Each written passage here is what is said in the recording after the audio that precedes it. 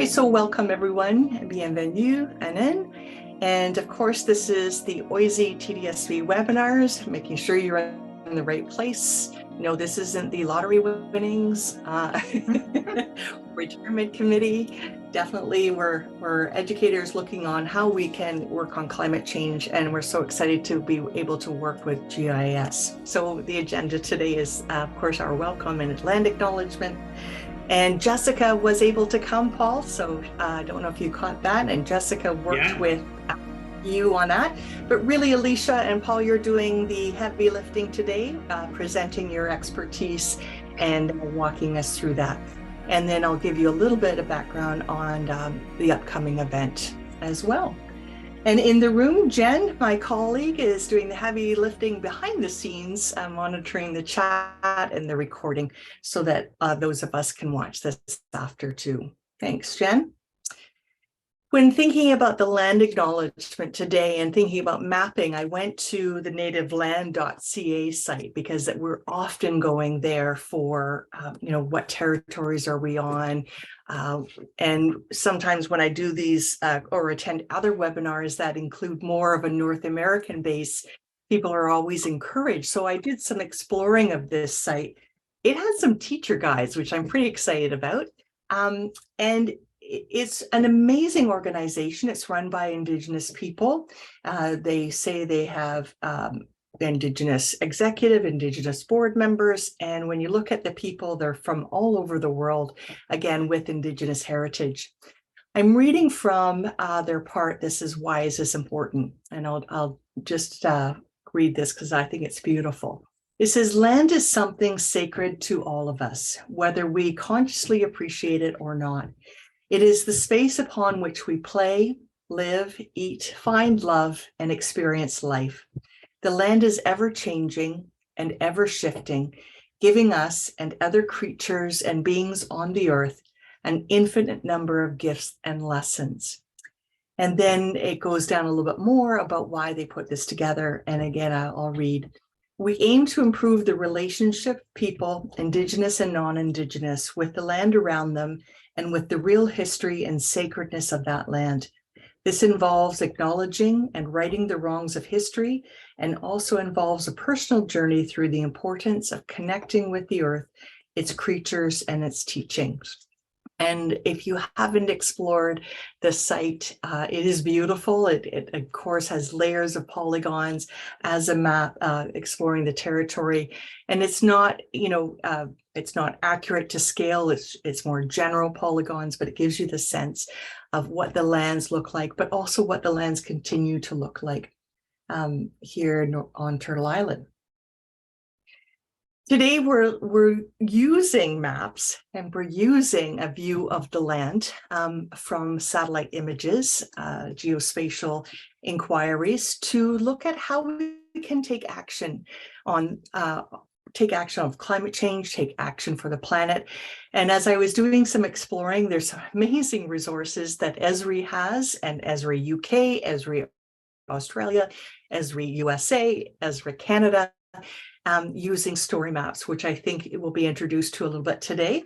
But for example, one group of LA students was looking at shade areas, and as a result of their investigations, the city of LA expanded the cooling stations. And they found a relationship, of course, and you can imagine through environmental justice or injustice as well, through the lack of shade in marginalized communities.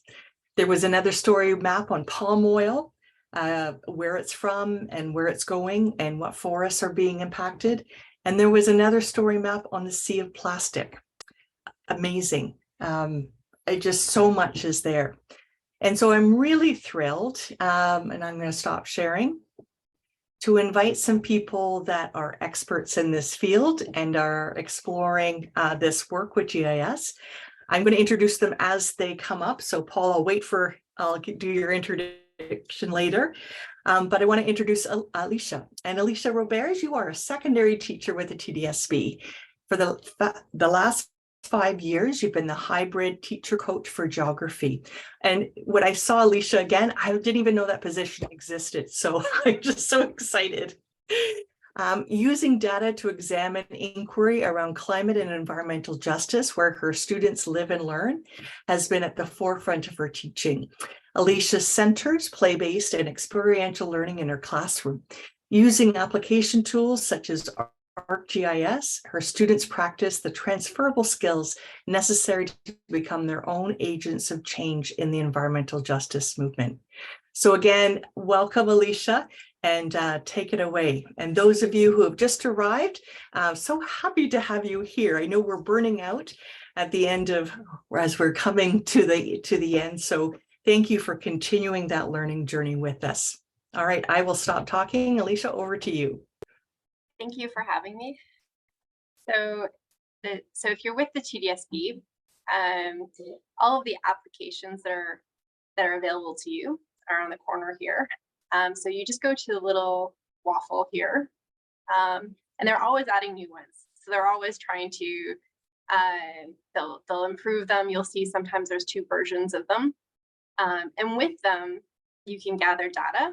So I do that with the Survey 123 up here, which Paul is going to show you later on how he has used it with Jessica as well.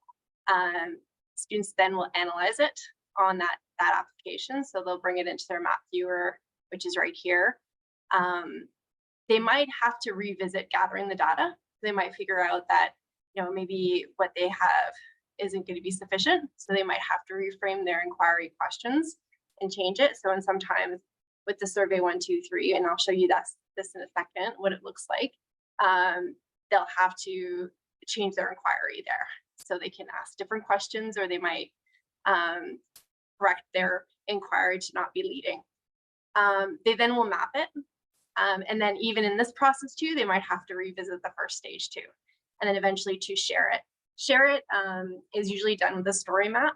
So story map, you're able to take everything that they've done on ArcGIS, just like Google has it all, and the suite, you can use your spreadsheet and the documents, you can use your documents and the slideshows. It's the same kind of thing, except it's more interactive and animated. So I would, if you're just playing around with it, if you just used a few of these, so I think most people have used the map viewer.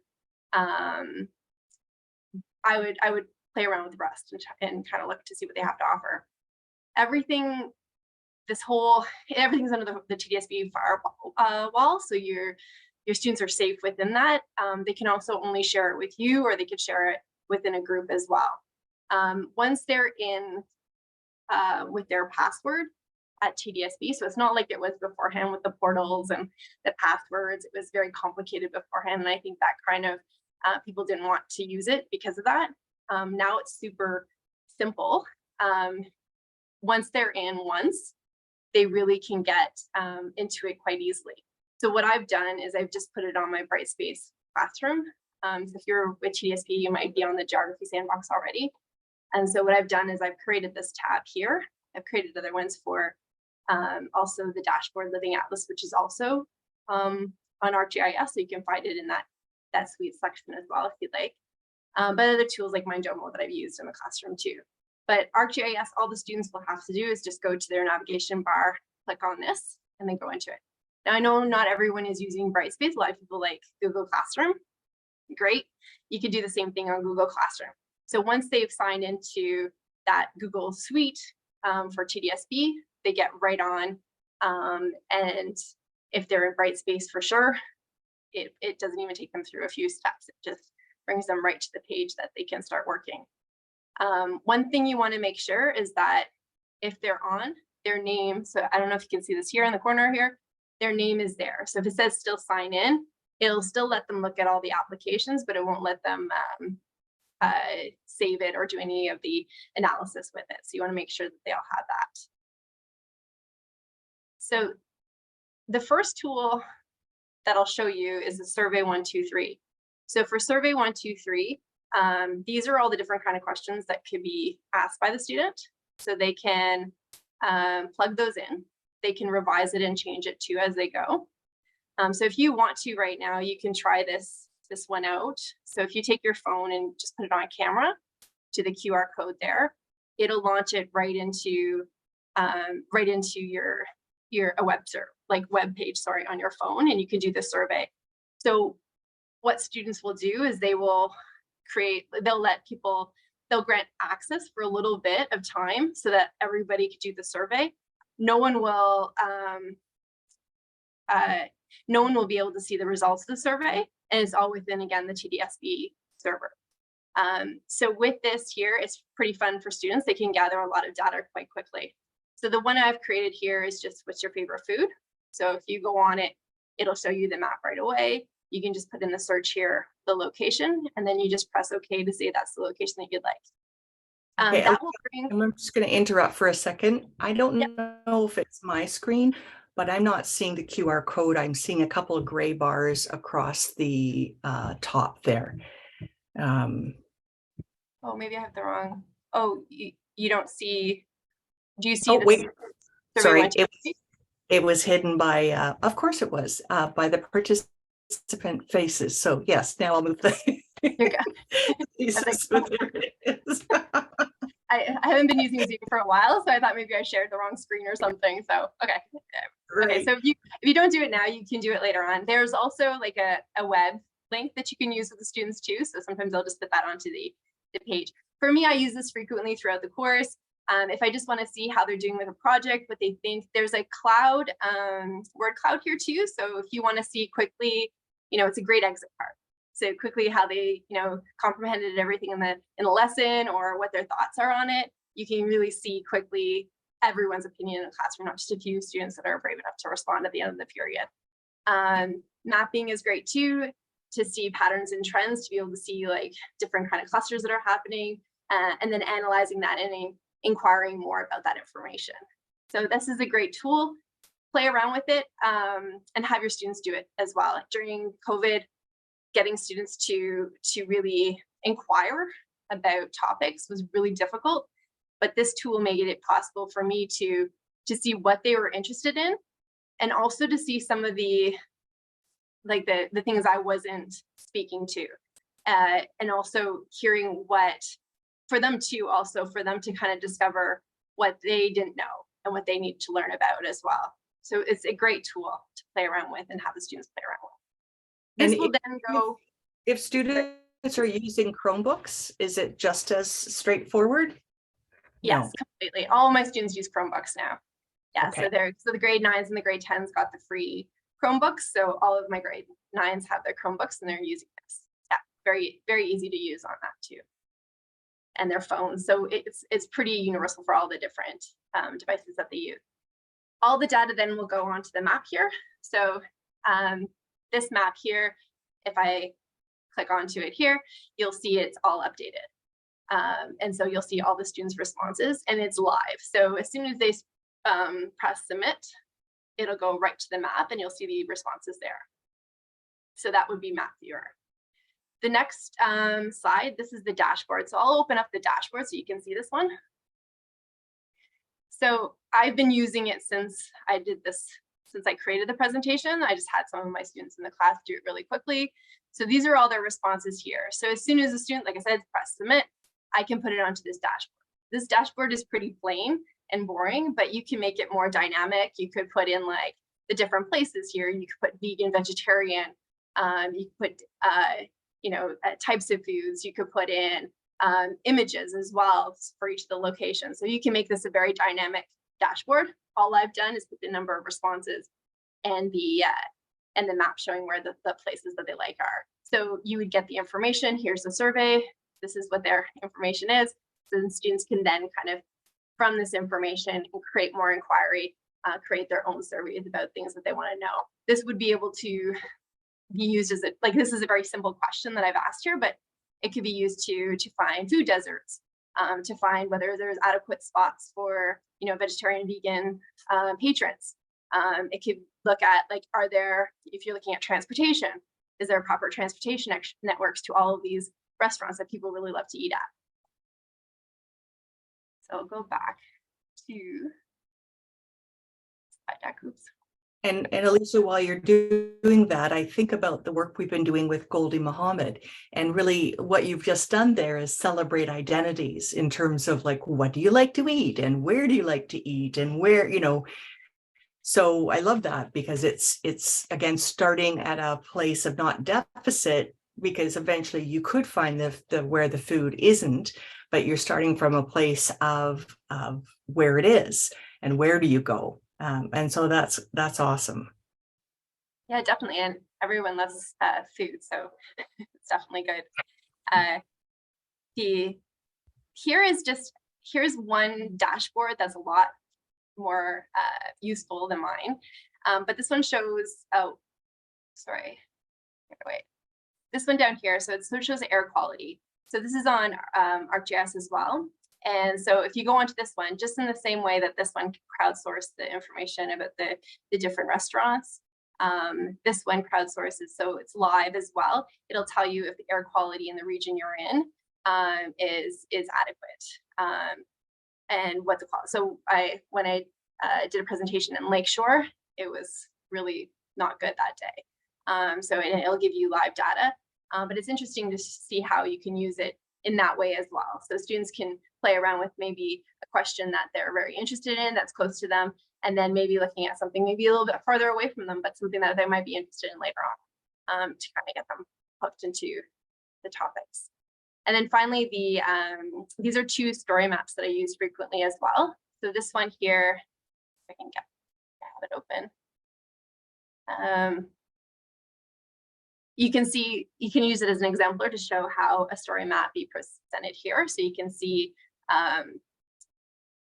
you know, in this is where I got the air quality app as well, but this could be a story map that they create too. So a story map is a little bit more richer than a slide deck in that it shows like indicators, the maps, it has the information here to a lot of different ways to demonstrate a lot of information. And I think that's it. So that would be the final step that I would have students pull in to their final project. So in this way, they could also, you know, put text in, they could put in all of the things on the side here, a map, an image, a video. There's also other applications that they can put in, just like one that shows like a slide that shows the differences that are happening, or a timeline. So there's other applications you can construct as well. If you are on TDSB and you want to get on, like, so if one person at your school has got on to ArcGIS, you will be able to get onto it as well. If you're not able to, it means no one's used it up until now, since the new, since they have the single sign-on. So if you want to take a picture of this here, or you can use the QR code again here too, you just have to follow these steps and then you can request access. Usually the access is given to you within 24 hours. So most of the teachers that I've worked with in the last 5 years, they're able to get it quite quickly. My information's here too. For the website, if you're TDSB, you can access it, but not if you're outside, and the sandbox as well. But my Twitter account too, you can access any of the resources there that I have. And I'll share this presentation too, and some resources that I've used as well. And I think that's it. As I said, I've been teaching virtually, you know, and I still forget to unmute myself. So there we go. So Alicia, that was awesome. I mean, to me, not knowing anything about ArcGIS and seeing all the sort of story maps and things like that, what I'm hearing is the survey is probably the easiest place to start. And then as the map gets populated, then you can start with some more inquiries and layers of the maps. And then after that, the story map puts sort of all that idea together like a better PowerPoint, but with live. And did I catch that correctly? Is that sort of what the big ideas are? Yes, definitely. Like if you, sometimes I start with the map. Students can start with, like, from whatever place that they want to. That's one thing I've kind of switched with my teaching, is I'm no longer going with the checklist of these are the things to do one by one, but having the students more play with it. They're not going to break it, you know, just kind of like explore it. And the stuff that they've come up with has really taught me a lot of it program as well. So I think that's the best approach for it. So there's no real, you know, lineage of how you have to do it. Okay, and I guess because I'm teaching my grandma sometimes technology, we do go step by step, but I forgot how resilient our kids are with playing with it and going, oh, I know how to do this. So that's awesome. They're incredible, yeah. Paul's going to give us a little bit more Yeah, there's a great question. So before we switch to Paul, I just thought we could take some time for questions from Alicia in terms of those of us who are beginners or those of us who have used this and maybe troubleshooting or good ideas, like which ideas work. So can you do QR codes? So if there's a QR code on my laptop, can the students bring over their Chromebooks and read the QR code is there a camera on Chromebooks? I've forgotten. I don't know if they can do it with a Chromebook. They could do it with an iPad and definitely their phones. If they're using the Chromebooks, I would have them use the link, and then they'd be able to get on right away. And if they're out doing a field study, like for what Paul is going to be talking about, you don't need that or anything like that. They all have their cell phones on them, so they can do those surveys really quickly on a field study. So you can have them pose any question to them, and that will crowdsource to the maps directly. So when you get back into the classroom, they'll see exactly what their results are from. Awesome. And is there I'm always thinking of equity, and in terms of some of our kids, when I was thinking my grade 8, some of them were allowed to bring their phones to school, some of them were not, some of them didn't have access to phones. How do you work around that? I have devices in the classroom. They can share a device as well. They could use like the Chromebooks, so they could use the links on the Chromebooks. There's a lot of different ways in which they could do the survey outside in the field. And then in the classroom, just playing around with the data, using it, looking at the maps that they've created with the data, just, talking about. So definitely the hybrid of it is essential. Like we've learned now in COVID times how to be like completely online. And now we're like starting to bring it, the hybrid of it together. So it's good. Yeah. Okay, awesome. Questions that you might have, and welcome, Jessica. Thank you for coming in so last minute. I was going to put you on the spot, but I'm so glad you're here. And welcome, Kim. We haven't said hello yet. And Shaquille, welcome. So glad to have you here. What questions would you hope to learn today that maybe a question would help direct your learning? I have maybe a question for Alicia. I'm sorry that I came in a bit late, but thanks for putting this on. And Alicia, I've been working with for a long time and have learned so much from. And it's actually it's so great that these worlds are kind of coming together, because Alicia's maptivism stuff I've been really learning a lot from and trying to incorporate into some of the work that I'm doing at my school. And then we've just recently wrapped up some amazing sessions with Paul for EcoSpark. So it's just great that this is coming together. But I did have some questions about Survey 123, because I'm started trying to do it a little bit, and I think just making sure I set it up properly for the students. I think once the students who have tried it, it's been way more straightforward than they realized, and so great to make graphs and teach that part of the geography course with it. But I guess helping them set up their survey and making sure how many respondents do they typically have when they're doing that project, I guess? And what sort of your expectation around that for grade 9? Because I wasn't really sure how to navigate that myself when I used it. Yeah, so it's up to you as a teacher how much you want them to use it. Usually I'll have them just try it out with their classmates. So they'll open it up really quickly in that class and close it, so they close it down afterwards, so no one else can do the survey afterwards. They can share it with their family members if they want to when they go home as well. But it definitely doesn't have to be something where it's going to be out in the fields, unless they want to do the survey, ask people that they know in the community, and then do the survey themselves and plug in the data. That's an easier way for them to get all the coordinates and everything easily for the maps and stuff like that in the dashboard. But yeah, so usually I would just be in the classroom, and they would go into small groups. They would play around with the questions that they're asking. They would ask their peers whether those are good questions to ask and if they can improve them. A lot of students are surprised. For instance, one student thought there should be more police in the neighborhood. He asked a question saying how much more police do we have? And the other students in his group were saying, no, we don't need that. We need lighting down the valley. We need better sidewalks. We need other things out there.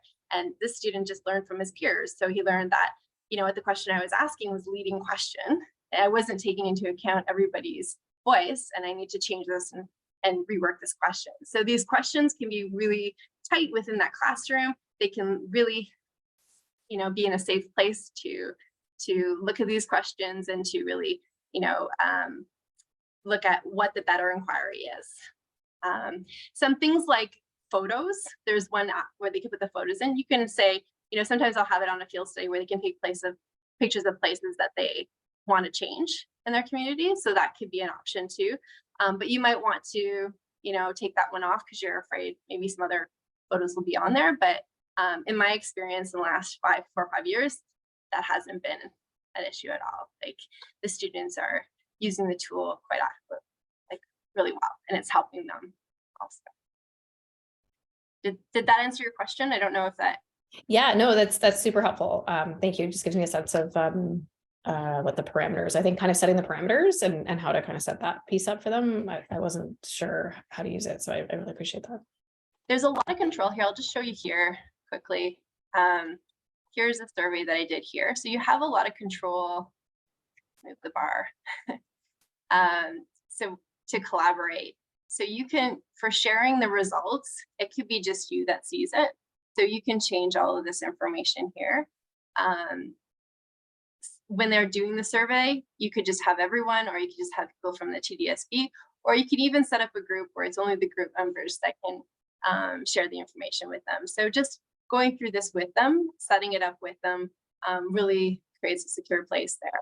You can also share the results, so they can share it with their peers if they want to.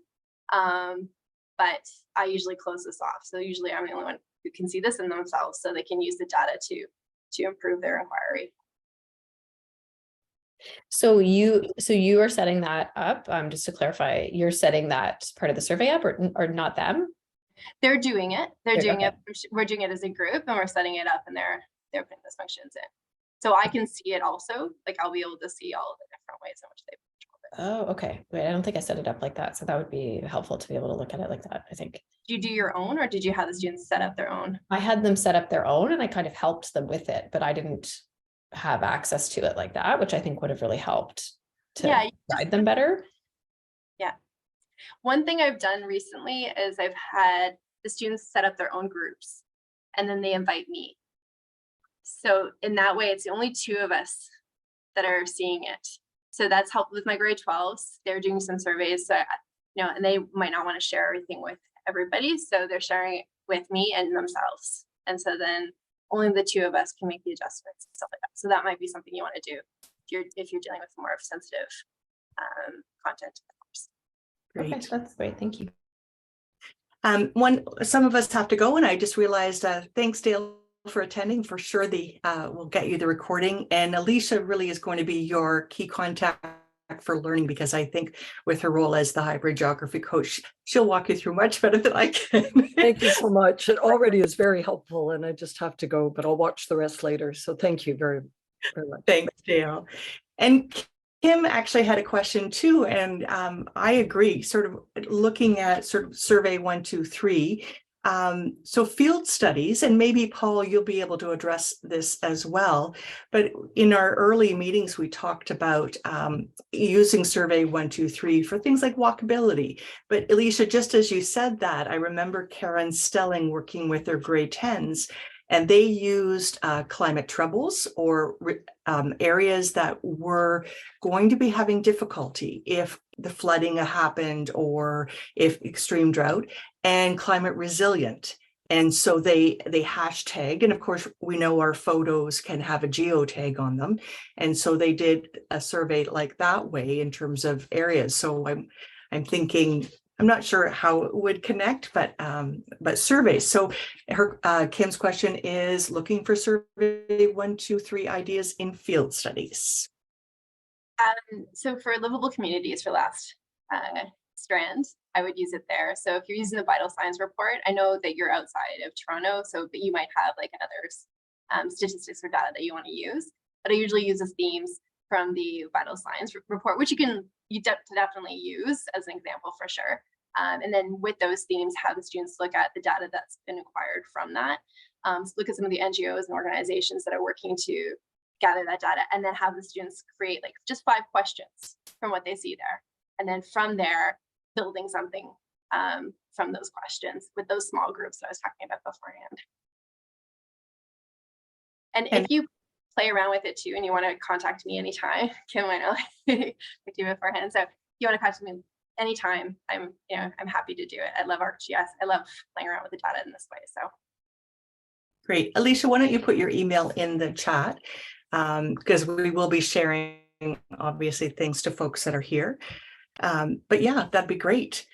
All right, so Paul, you are coming to us again from EcoSpark, and so far it's been such a pleasure working with you. And I'm just going to read a little bit about you.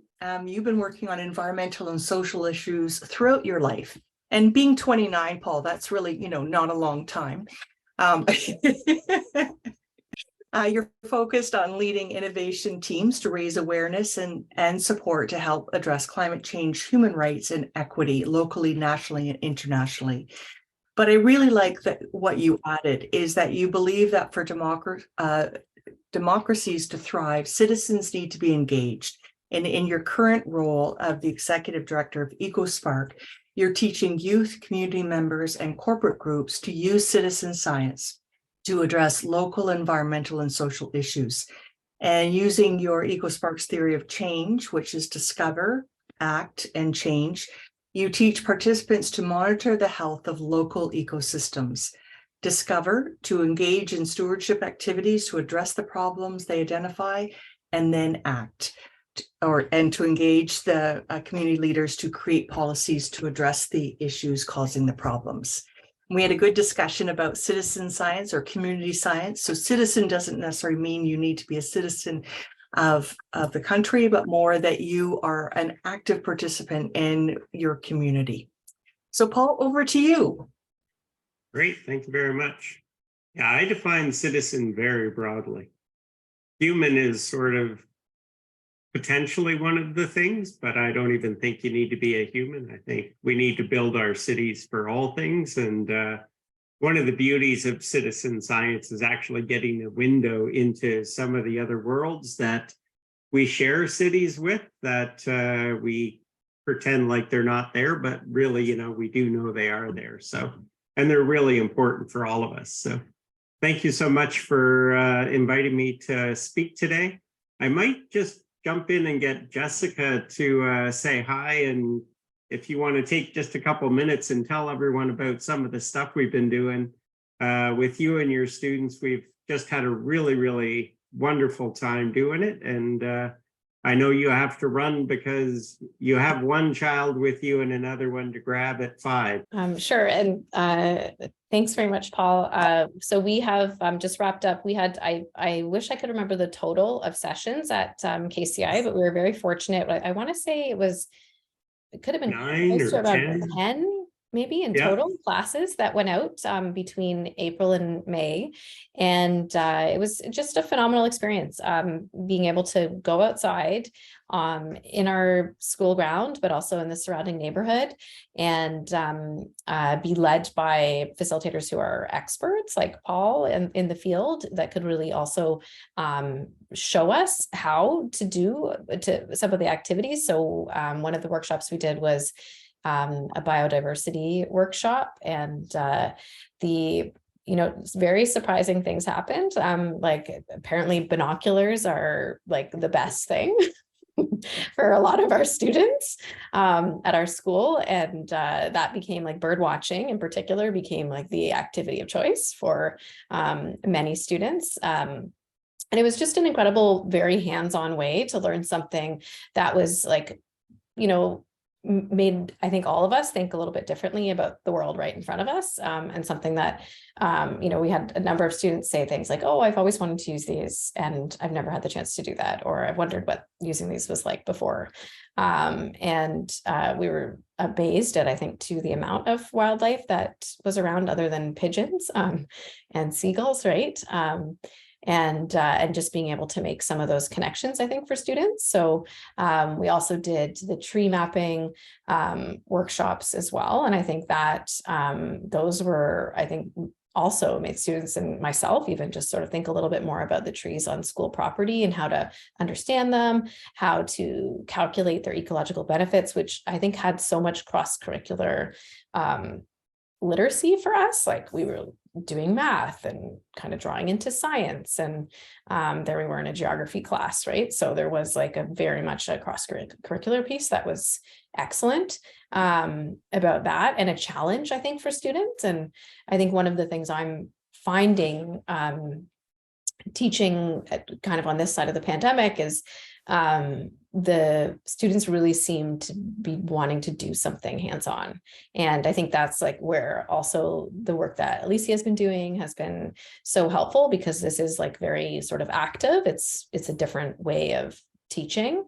And I think having like that opportunity to do these just entirely hands-on workshops and apply, you know, the stuff that we are talking about in class, but then to be able to see it outside was very much eye-opening for students. And I think our student population is a lot of the students live in apartment neighborhoods, so have fairly limited access to green space, fairly limited experience doing outdoor education as well. So that was also a huge learning experience. And I think something that Paul and the other team at EcoSpark were just incredibly, I think, you know, patient and encouraging and flexible to meet the needs of, you know, where we were at, I think too. So I think that it had a variety of outcomes for us. You know, students have been, since that day, every day they're saying pretty much, I have at least one student, if not several, saying like, can we go outside? When can we go outside? And I think that's awesome, right? That's not really what was happening before. It wasn't really within the realm of possibility. And I think it makes like all of us sort of look at things a little bit more like the things that are alive outside, rather than just like walking through our sort of normal path to school or bus to school and not really thinking about what's happening beyond that. So we were out gardening this afternoon with students, and it was already, I feel like way more students were sort of more ready for it than we would have been otherwise, I think, because we have been doing this stuff outside already. So anyways, it's just been really powerful, and being able to activate that data component too. Using the iPads, students were able to participate in the community data collection as well, and learn about what that is. And I think that's something that we want to continue to do in the future. And so using all of these tools, I think that you're talking about today, is something that I think holds a lot of potential for just what is possible in education, and like a turn that seems kind of necessary, at least in my subject area, to make things engaging for students. Super. Thank you, Jessica. We had a lot of fun coming to your school, and you know, for me, the learning is always a two-way street. And knowing that students are still struggling to get back into routines and to figure out how to communicate and regain some of those social skills. And I just find doing it outside, it brings the temperature down, people chill out, they get to see new parts of the world. One of the things that fascinated me was we were using an app called eBird to hear different bird songs and different sounds. And we asked, who here knows what the loon sounds like? And nobody put up their hand. And I thought, oh, this is a different school than, some of it, like where my kids went, everybody went to cottages every weekend and everybody knew what a loon was. But then we played the cardinal sound and it was like, oh, I've heard that before. And when we were out doing the bird survey, we heard a cardinal and it was like, oh, we know what we're looking for now. So, there's always different things that it's always, how do we adapt and make this fit with the group that we're with? As we're opening up, as I like to say, new worlds or new universes that, we've walked by every day and we had no idea it was there. And then when you see it, you can't unsee it. So it puts a bit of awe into people's lives. So anyways, really, really enjoyed coming out and helping everybody at your school. So that was super fun. I have a fair bit of content that I'm going to try and zip through fairly quickly. So if you have questions or anything, feel free to ask. I'm going to start with sharing the tree benefits. Paul, while you're doing that, we'll put a few links in the chat for folks that we'll send. So there's the EcoSpark tree benefits map, the survey form, the tree benefits map story. I think Jen's got all those links ready to go. Okay. As Pam introduced me, I'm with EcoSpark. We do citizen science programming, and we do it primarily for students, but also community groups and some corporate groups. And our goal is to empower people to protect and sustain their local environment. And so we do that through a combination of monitoring, but we tie it into citizen science projects and programs that are already there. So different researchers all around the world are working on different projects. And historically, they would be like, okay, I'm going to go and gather this data on bees. And, Dana, who's our program manager, when she was doing her master's, would go out into a field and look for a certain kind of bee. And you'd only find so many because as one person, you only can find so many. So they had smaller data sets. But with citizen science and the role of new apps like iBird or eBird and iNaturalist, they can get people to gather this information from all around the world. And all of a sudden, the data sets are just exploding in size. One of the programs that EcoSpark coordinates each year is called City Nature Challenge, and it's a global citizen science weekend using iNaturalist. And this year there were, I think, 1.8 million observations globally, all around the world in pretty well every country. So those are observations that no researcher ever would have had access to in the past. So we're looking at what are the questions and what are the things that researchers are looking for, and then how can we add to that. This should go to the next slide. Maybe. I think I covered that a little bit. Where do you share your nature observations? We use a couple of apps. iNaturalist is a big one. eBird is another one. And they do a combination of tracking the information that we're finding, as well as helping identify. So these are really great new apps that just weren't around 10 years ago. And now that we all have these phones with great cameras and data and stuff, we're carrying these research tools in our pocket. You can learn more about the different things that you're observing. You can use them to help, not just using photos, but also sound and other things to identify what you're looking at. So we developed a program which is called the Benefits of Trees. And this program is, we've got a couple of options, but we have a SHISM program, which is a full day program, where students go out in the morning and they actually gather the data about the different trees. And they use professional tools. So as they're going out, they're looking at gathering data on a number of different things. So they're looking at the size. So for that, we use a combination of tape measures and a tangent height gauge. I don't know if any of you have used this, but it's pretty basic geography. The tangent height gauge has a small level on it, and then it's got a 45-degree angle, and then you've got your 90-degree angle on this end. And so to measure the height of the tree, you basically are looking through the two holes on here, and there's a little mirror there that lines up so you can make sure that you're at a 45-degree angle.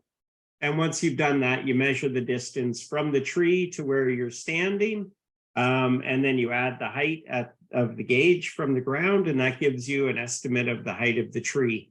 So it's a really simple, basic application of what they're learning in their geography class, which is fabulous. And then we have other things like this, which is a spherical densiometer. These are the tools that professionals are using out in the field. And this actually, you'll see there's a grid on here. I think you can see that. The whole mirror is divided into a grid, and then you stand with your back to the tree and you can do an estimate of how much leaf cover there is above you to get how much canopy cover there is. And these are really important if you're thinking about, you know, how do we keep our school ground cool? How do we provide places for students to hang out that are going to be comfortable and not like, oh, it's so hot out there, I'm not going to go out there. It's, you know, having some great trees and a little forest patch on your school ground goes a long, long way to doing that. So the students are going to learn how to use those types of things. The equipment we bring is always like professional grade. So the binoculars are not the cheapest binoculars you're going to find in a toy store. These are about $200 because we bought them in bulk. And we teach the students how to use the binoculars as well. So it is really, as Jessica said, it's really fun watching the kids with their binoculars and all of a sudden they're like, whoa, okay, we're seeing the world differently. So we use the survey 123 as part of the data collection that we do with the students when they're out in the field, and then we have everything gets mapped onto a bigger map. And this one is in my presentation, so I will show you one of those maps themselves. So in the morning we go out. We divide the students up into groups of 4 or 5 students. Each group is assigned a few trees. They go out, they do the measurements, they add all that information into the survey 123, they add photos and all the rest of it. They use the apps on the iPad and also things like a tree guide to help them figure out what are the trees that we're looking at so that they can actually get that on the map correctly. So we do that. Then, so they've got, you know, what are some of the benefits of the trees? We talk about the climate benefits. So carbon capture and storage, water runoff, you know, what it does for temperature, all those different things. So we have that conversation with them to help them understand, like, I've looked at trees. I've walked past 1 million trees in my life. I never really thought about what benefit a tree gave me. And so we talk a little bit about, you know, we breathe in oxygen, we breathe out carbon dioxide, the tree does the opposite. So we work in symbiosis, in a symbiotic relationship with trees around us to give us the air and the oxygen we need to live. I think I talked a little bit about the apps. And then there's different ways to follow us on social media. So I'm going to stop sharing and I'm just going to switch my screen for a second. And while Paul's doing that, feel free to put questions you might have. What's great about EcoSpark is that it's one of the partners we have with TDSB. And Paul will tell us about, you know, how to book a program. But the other part is that the City of Toronto has youth climate action grants. And so students can apply for $1,000. And I'm pretty sure, Jen, nod your head if, but Jeff from the city was talking about moving that up, increasing that amount so that you could do more. But one of the neat things about using an educational partner is that you can add that to part of their grant. So let's say you have a group of students that want to do climate action around trees. For example, you know, look at the canopy cover, just like the students in LA did. Is there enough shade in our neighborhood? Are we going to be climate resilient when Toronto hits 40 degrees Celsius? And they could take a look at using ArcGIS and the survey, and they could also, you basically hire EcoSpark to run that program for you outdoors as part of the grant, because it's the education piece. Then the students could present that and then advocate for more tree planting, or again, depending what the neighborhood has in mind. So those are ways that we can enlist folks like Paul and the group. Do they know to look at the City of Toronto's Susan ad? Where would that be? We have site maps and tree maps that the University of Toronto put together, but I'm not aware of the canopy, urban forest canopy site. Yeah, go to the City of Toronto Forestry. And if you can't find them there, because I haven't looked lately, but I have seen them, they had to do that to create a forest management plan. They had to look at the density of the city's canopy. So it's around, and it will be fairly up to date because the forest management plan is a few years old. But if you can't find it there, you know, the University of Toronto, if you're around, the University of Toronto has a good map library, and they might be able to assist you to find some up-to-date stuff. Oh, that's great, Susan, because that really adds, again, doing the local data with EcoSpark and then comparing it to the data that's there. Yeah. All right, Paul, looks like you've got your slide ready. Yeah, so this is the survey 123 that we use with the students. So they put the teacher's name, the school name, date and time. They use this map to actually drop the location, and we bring 5 iPads with us. So each group of students gets an iPad to track all the information as they're going. And we generally, you know, if we can keep them in roughly in the same area, we have a field phone and we'll hotspot our iPads to the field phone, so there is data. Otherwise, they can collect the data and then we upload it when we get back online. So there's the tree location. We do photos that get embedded into this. They identify what type of tree. Is it a coniferous or deciduous? They get into the more specifics of it. Then they measure the distance from the building. Is it going to provide shade for the school, which will help reduce cooling costs? They do measurements of the size of the tree. And then we use a tree benefit calculator. But they also track, is there any evidence of damage to the trees? Are there any animals nibbling at them or gnawing at them? Are there broken branches that could fall down? So they gather a bunch of that data and then a bit of evidence on the health of trees. So they submit all of that. Great. And thanks, Jessica, for sharing your story. I know you've got to pick up your son as well. And yeah, we'll connect as later. And I will, as she departs, I will share some of the stuff that we did with her school. So you can see on the map. So each of these dots represents one of the different trees. And we didn't always get them placed in the right place. So we got to go back and take our GPS and get the proper coordinates and realign them.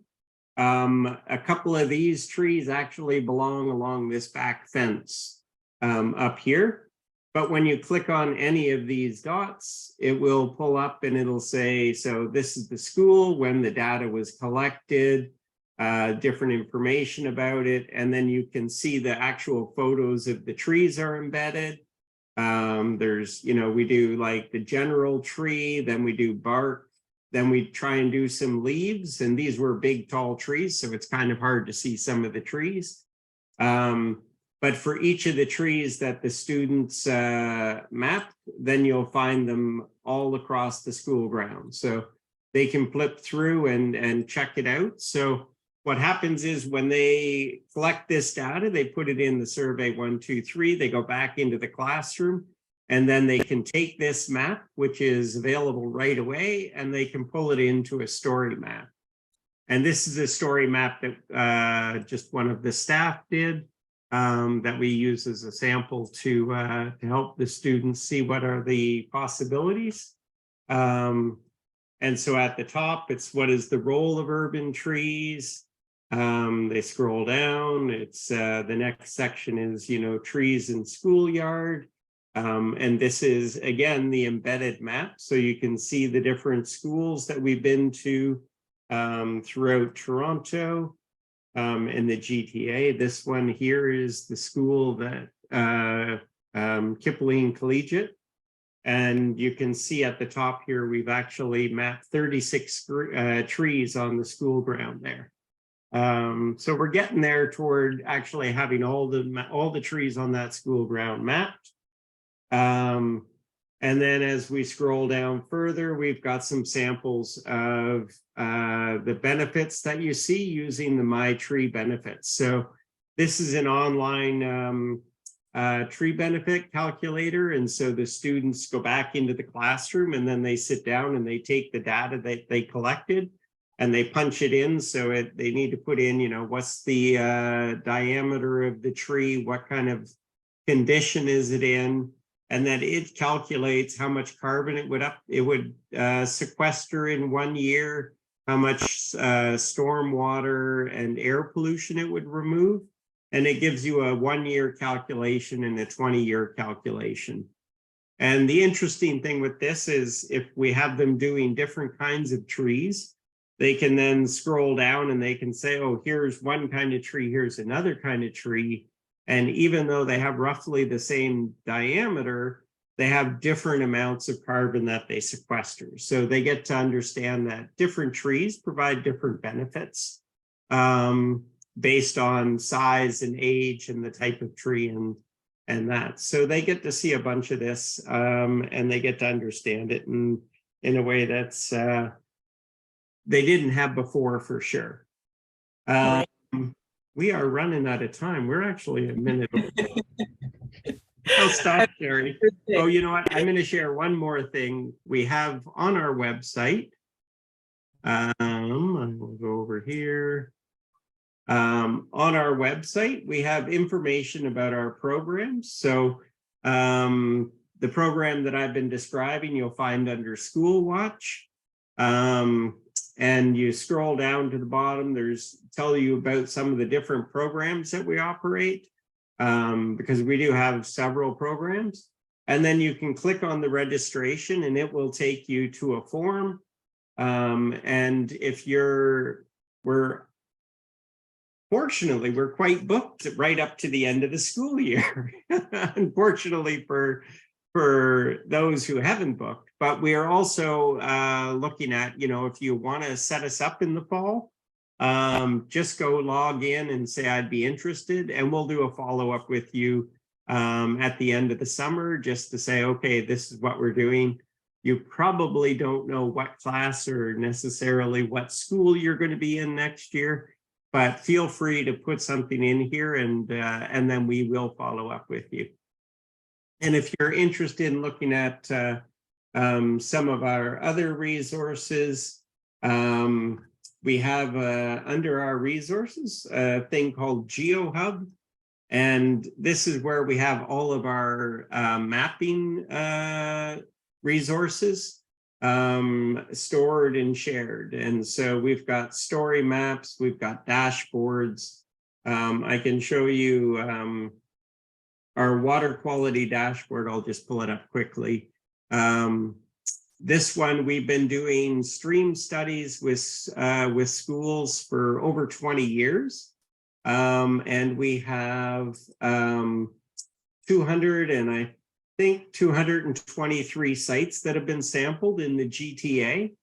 And they are mapped and then we do our best to assess them. To assess, you need to do a full assessment, you need to do a couple of years in a row. But anyways, we've looked at 77 different sites. 22 of them are unimpaired, 38 are potentially impaired, and 17 are certainly impaired. And again, you can zoom in. And I have to say, one of the things that I do love about this is, once again, you can click on any one of these dots. Maybe I can. And it pulls up the data and information.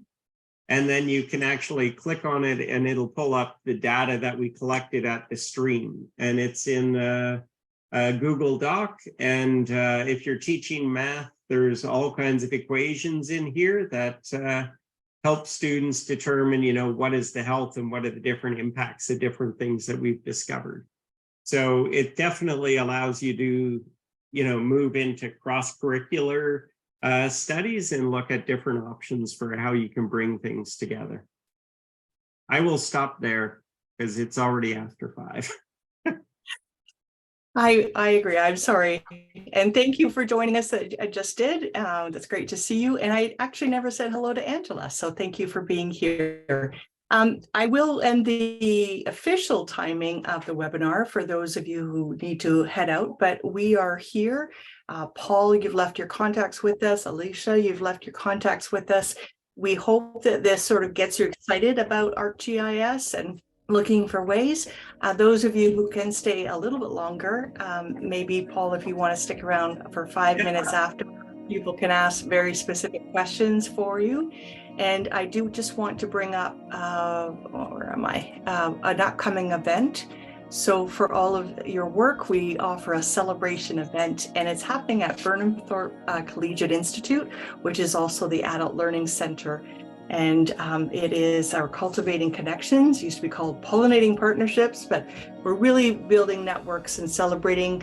They'll have snacks. We have Indigenous woman Carolyn Crawley giving us a small talk, but we also get to explore the farm. It's a free event, but you do have to register, and I'll ask Jen to put that link in the chat.